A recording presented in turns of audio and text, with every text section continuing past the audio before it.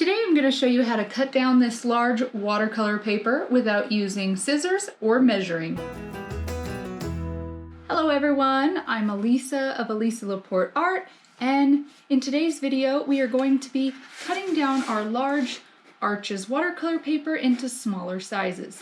If you remember in my last video, which was an art haul, I talked about cutting down my paper, and many of you responded that you would like to see how I cut down my paper, so that's what we're going to do today. All you'll need is a clean, flat surface and then a plastic tool of some sort. I have this boning tool. You can use the back end of your scissors.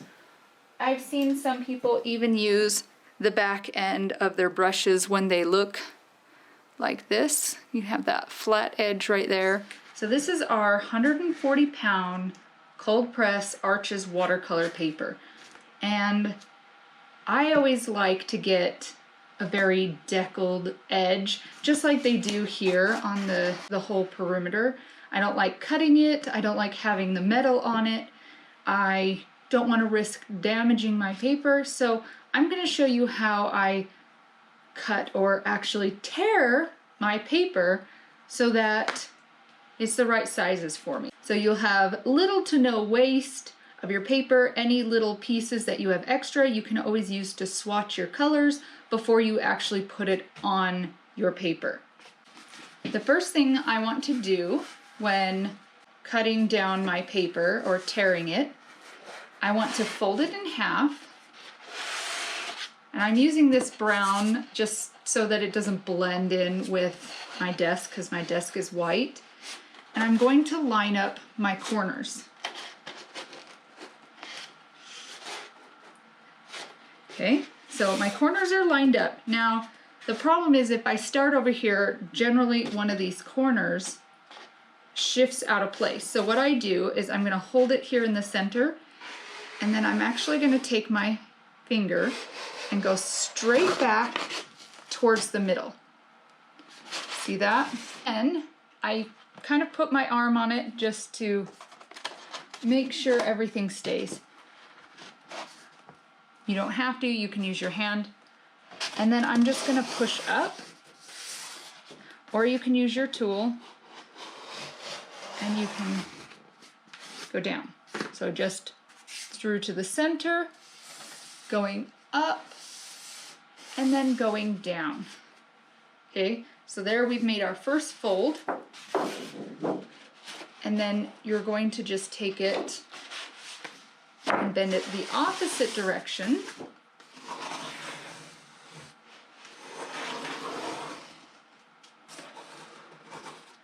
Okay. You can bend it more times than that. I usually just go back. So only 3 times for me. That's generally been enough. And then I'm going to put my arm and brace this side, and then I'm going to hold this side and start to tear. And just move my hand down along with the paper. Voila! So we have our first tear or cut. So the whole sheet together measures 22 by 30. Now these 2 smaller sheets will measure 22 by 15. You'll have 2 of those. So if you need a 16 by 20, what I usually do is just adjust the folding and just fold it a little, like 2 inches off center, still making sure that my sides line up, like here and here, just making sure the sides line up, but make the adjusting where I'm folding it, the actual fold line. Then we're going to fold them again. So we went from having 1 sheet to now having 2. I'm going to leave this one large, and we're going to go ahead and fold this. So same thing, we're going to line up our corners right here. I'm going to hold it and pull through to the middle.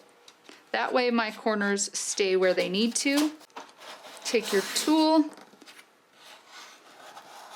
The reason why you need a plastic tool, or like I have this bone tool, or you use the back end of your brush if it has that flat edge, is you won't score or put any marks in your paper that way.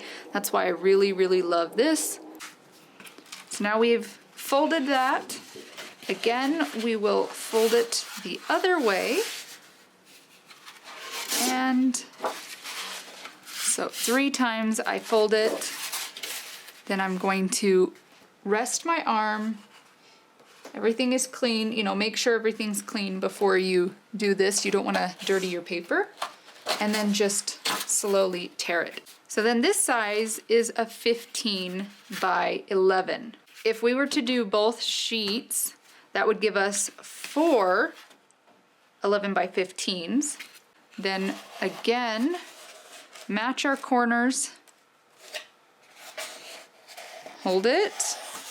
Push down to the center. Go out on each side. As you can see, because we do that, it gives us that deckled edge. Plus, we're not risking, you know, we don't have to draw on our paper yet.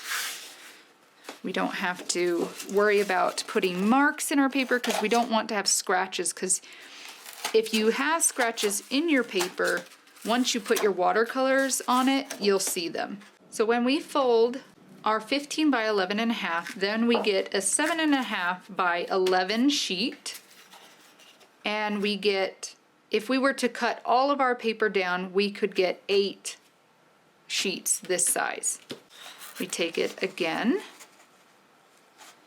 matching our corners, going to the center. This one I just use my fingers, it's so small. You can do that. And this one is a 7.5 by 5.5.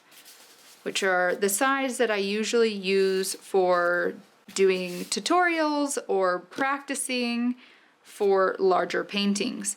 I can get 16 of the 7.5 by 5s out of one sheet. And for practicing purposes, you can actually paint on both sides of your paper. So we have a half sheet, and we have a 1/4 of a sheet, an 1/8 of a sheet, and a 1/16. Thanks for watching. I hope you guys enjoyed seeing how I cut down my paper to save on time and stress, and I hope you guys give this a try. Don't forget to like and subscribe and to hit that bell to be notified when I upload new videos. Don't forget to check out my latest art haul video and see the new things that we are going to start reviewing and what's coming up next. I'll see you guys in the next video. Bye!